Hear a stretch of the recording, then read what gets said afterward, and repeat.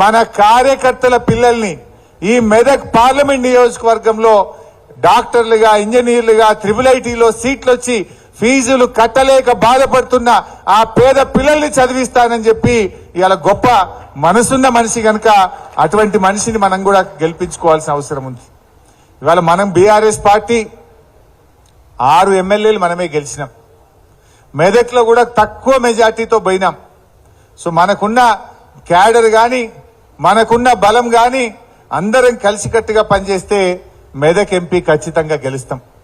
ఇవాళ ప్రజలకు కూడా కాంగ్రెస్ పార్టీ చేస్తున్న మోసాలు కొద్దిగా అర్థమైతా ఉన్నాయి. వాళ్ళు ఆ రోజు 100 రోజుల్లో 6 గ్యారంటీలు అమలు చేస్తామని చెప్పి బాండ్ పేపర్లు పంచిండ్రు, ఇంటింటికి వచ్చి నోటరీ డాక్యుమెంట్లు పంచిండ్రు. మరి అమలైనయా? ఇవాళ 100 రోజుల్లో చేస్తామన్న కాంగ్రెస్ పార్టీ ఇవాళ 100 రోజులు దాటింది. కానీ ఈ రోజు కూడా వాళ్ళు ఇచ్చిన హామీలు అమలు కాలేదు. ఒకటి చూడండి, ఒక హామీ ఆడ టీవీలో కనబడుతుంది, రుణమాఫీ దేయి బిడ్డ. ఏం చెప్పిండ్రో ఏం జరిగిందో ఒకసారి మీరు చూడండి. ఇదే ప్రజలకు కూడా చెప్పాలి, మీరు అందరూ కూడా సోషల్ మీడియాలో చెప్పాలి, మీ గ్రామాల్లో కూడా రైతులకు కూడా ఈ విషయాలు అర్థమయ్యేటట్టుగా చెప్పాల్సినటువంటి అవసరం ఉంది. సౌండ్ పెట్టారు నన్ను.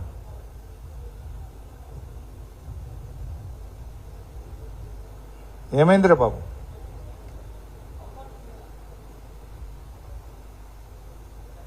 क्या हुआ बेटा? రైతు రుణమాఫీ గురించి డిసెంబర్ 9వ తారీఖునే 2 లక్షల రుణమాఫీ చేస్తామని చెప్పి ఆ రోజు ఎన్నికల ముందు చెప్పినారు. కానీ ఈరోజు ఆయన చేసిందేంది? 2 రోజుల ముందే ప్రమాణ స్వీకారం చేసిండు. 100 రోజులు దాటిపోయింది, ఈ రోజుకు 2 లక్షల రుణమాఫీ జరగలేదు. మొన్న మన రేగోడ్ మండలం, మన సంగారెడ్డి జిల్లా రేగోడ్ మండలంలో బ్యాంక్ అధికారులు పోయి బిడ్డ మీరు అప్పు కట్టరా అని చెప్పి రైతులను ఇలా బలవంతంగా క్రాప్ లోన్లు వసూలు చేస్తున్నటువంటి పరిస్థితి ఉన్నది. అంటే వాళ్ళు ఆ రోజు చెప్పిందేంది, ఈ రోజు ఏం చేస్తున్నారో ఒక్కసారి మీరు గమనించండి. అంటే మాట తప్పడం కాంగ్రెస్ కి అలవాటు. మరి ఈరోజు రైతు రుణమాఫీ విషయంలో కాంగ్రెస్ పార్టీ మాట తప్పింది. రెడీ ఉందారా బిడ్డ? అవుతుందా కాదా? అయితే చూద్దాం, లేదంటే నేను స్పీచ్ ఇచ్చుకుంటా. గొప్ప పిఆర్ఓలు, ఓఎస్డీలు బాగున్నారు బిడ్డ, టెక్నీషియన్లు. రైట్. సో రైతు రుణమాఫీ విషయంలో కాంగ్రెస్ మోసం చేసింది. అదేవిధంగా రైతులకు వాళ్ళ 6 గ్యారంటీల్లో 5 అంశాలు చెప్పారు. దయచేసి మా కార్యకర్తలు, వేదిక మీద ఉన్న మా ప్రజాప్రతినిధులు బాగా అర్థం చేసుకోవాలి. ఇదే విషయాన్ని మనం ప్రజలకు చెప్పాలి. 100 రోజుల్లో రైతులకు ఏం చెప్పిండ్రు? 15,000 రైతు బంధు ఇస్తామన్నారు, 2 లక్షల రుణమాఫీ చేస్తామన్నారు, వడ్లకు మక్కలకు 500 బోనస్ ఇస్తామన్నారు, కౌలు రైతులకు 15,000 ఇస్తామన్నారు, వ్యవసాయ కూలీలకు 12,000 ఇస్తామన్నారు, రైతులకు నాణ్యమైన 24 గంటలకు కరెంట్ ఇస్తామన్నారు. ఒక్కటన్నా వచ్చిన ఆదాయంలా? ఏ ఒక్కటన్నా అమలైందా? ఒక్కటి కూడా కాలేదు. మరి ఒక్కటి కూడా అమలు చేయకుండా ఏ ముఖం పెట్టుకొని కాంగ్రెస్ పార్టీ ఇలా ఓట్లు అడుగుతుంది? మన పైగా రేవంత్ రెడ్డి గారు అంటున్నాడు, 100 రోజుల నా పాలన చూసి ఓటేయండి అంటున్నాడు. అంటే ఏందన్నట్టు?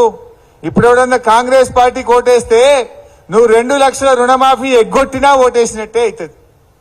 రైతు బంధు 15,000 ఇవ్వకుండా మోసం చేసినా ఒప్పుకున్నట్టే అవుతుంది. వడ్లకు మక్కలకు 500 బోనస్ ఇవ్వకుండా మొండి చేయి చూపించినా మనం కాంగ్రెస్ ఓటేస్తే నువ్వు ఇయ్యకరా బై పర్వాలేదు ఓటేసినట్టు అవుతుంది. అవుతుందా కాదా? అందువల్ల మనం ఆలోచన చేయాలి, ప్రజల్లో చర్చ పెట్టాలి. ఈ పార్లమెంట్ ఎన్నికల్లో కాంగ్రెస్ పార్టీని ఓడిస్తేనే వాళ్ళు కళ్ళు తెరుస్తారు, మనకు 2 లక్షల రుణమాఫీ అవుతుంది. లేకపోతే ఏమంటాడు రేవంత్ రెడ్డి? అరే నేను 100 రోజులు ఇస్తా, ఎగబెట్టినా నన్నే గెలిపించింది, ఇక అవసరం లేదనడా? వడ్లకు 500 బోనస్ ఎగబెట్టినా ఓటేసిండ్రు, ఇక అవసరం లేదు అంటడా అనడా? అందువల్ల మనం ప్రజల్లో చర్చ పెట్టాలి. ఈ పార్లమెంట్ లో కాంగ్రెస్ పార్టీ ఓడినా ఈ రాష్ట్రంలో కాంగ్రెస్ ప్రభుత్వమే దిగిపోదు. ఢిల్లీలో గవర్నమెంట్ కాంగ్రెస్ పార్టీ రానే రాదు. ఆయనే చెప్పిండు కదా మన సంగారెడ్డిలో, బడే భాई छोटे भाई, छोटे भाई बड़े भाई से पूछा ना, मोदी साहब से क्या पूछा ये छोटे भाई, बड़े भाई फ्यूचर में भी आपका दुआ रहना, आपका मदद रहना, हमारे तरफ देखो, गुजरात जैसा हमारा तेलंगाना को बनाओ बोल रहा। बोले तो क्या बोलना चाह रहे रेवंत रेड्डी, आगे भी बीजेपी जीतता,